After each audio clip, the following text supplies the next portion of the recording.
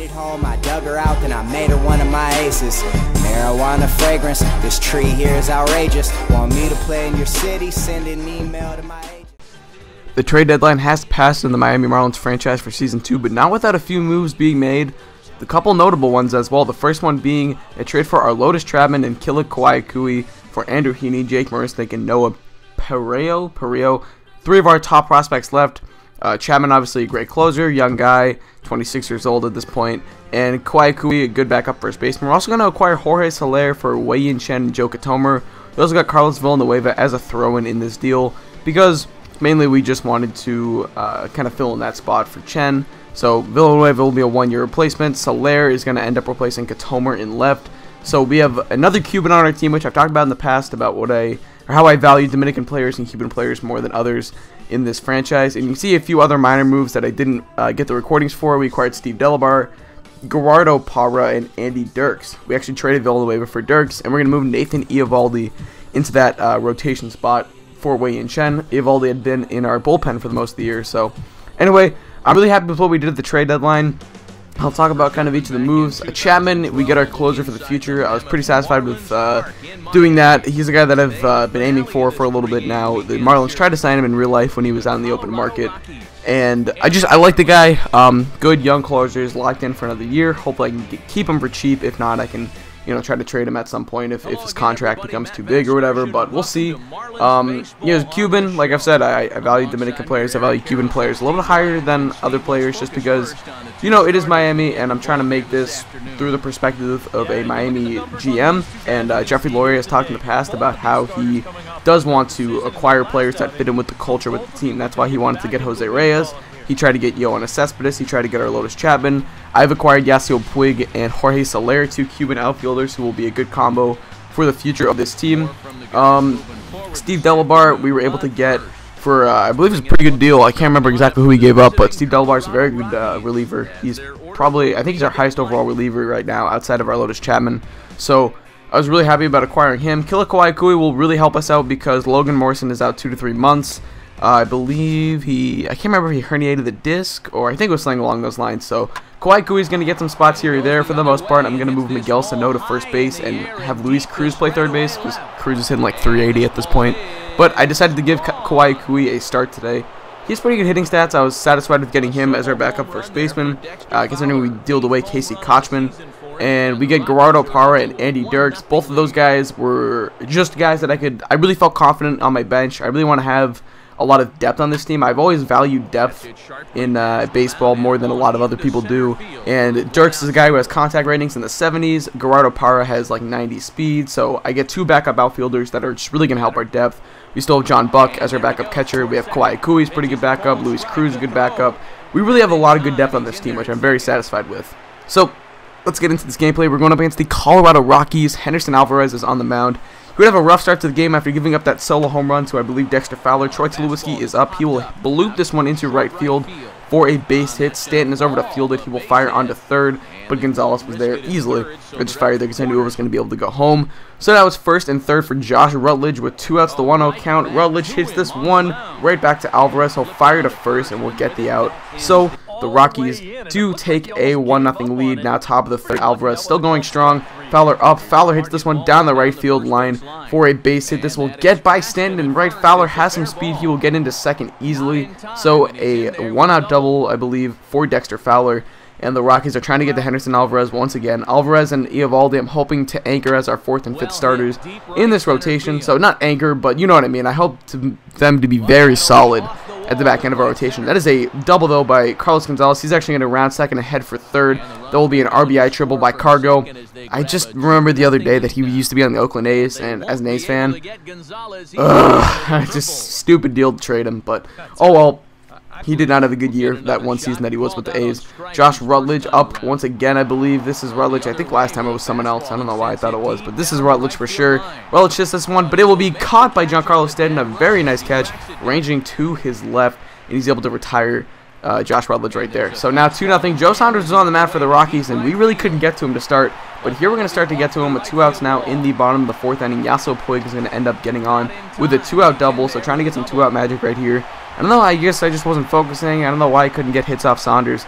Carlos Martinez was the scheduled starter for today, but he was scratched due to an injury. So Jorge Soler is up, and Soler hits this one down the left field line for a base hit. That will score Puig. Soler will end up being held at first base, so it's an RBI single for Jorge Soler, solar power, whatever you want to call him.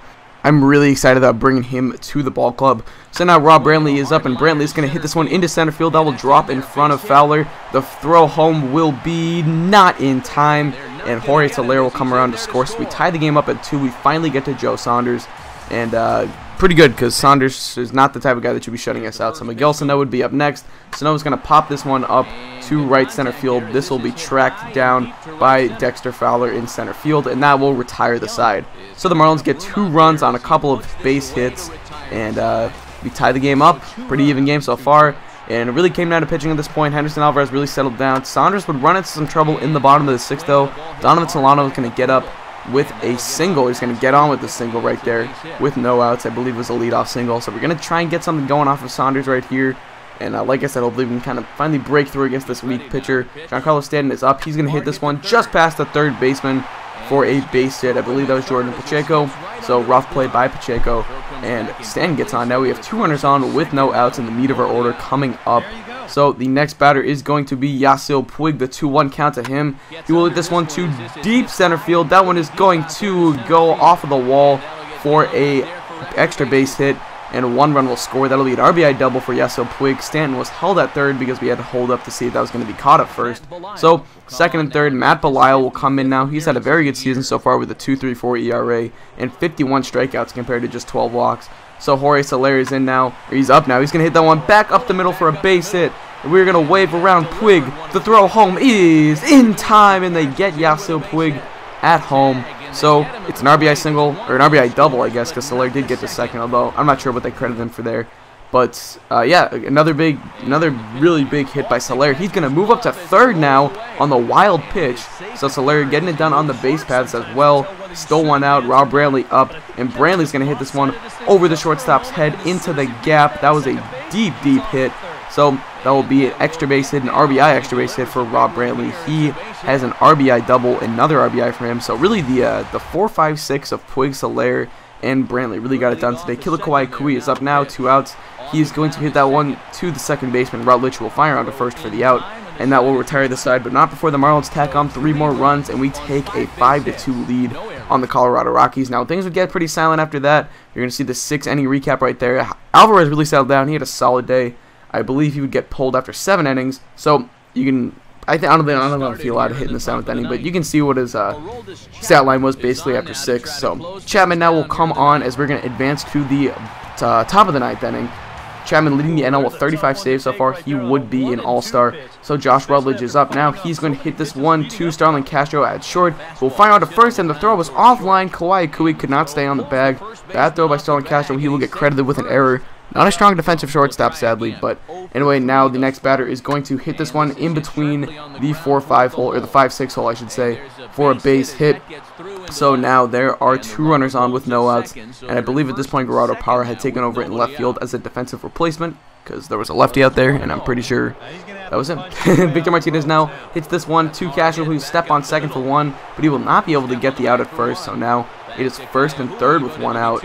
And next up for the Colorado Rockies is going to be Willen Rosario. And now the pitch from Chapman. Rosario hits it to deep center field. That one is back, and that is going to be tracked down by Yasiel Puig. So we save a run there. If he hit that about 10 feet deeper, or if we had been playing in a lot of other ballparks, it would be a tie game right now. So run scores now. It's 5-3. Still a runner on first base. And the next batter for the Rockies is going to be a pinch hitter, Edinson Rincon. And he will come up now with a big spot. He will pinch it in the pitcher spot. Huge spot for Edinson Rincon. 0-2 count to him with 2 outs. He's going to hit this one. It will bloop into right field for a base hit. The runner is coming around from third. He will score, and it's a 5-4 ball game.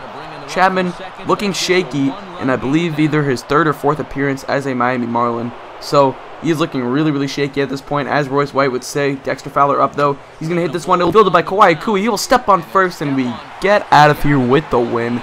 Chapman looked very shaky, but he gets his NL leading 36th save of the season.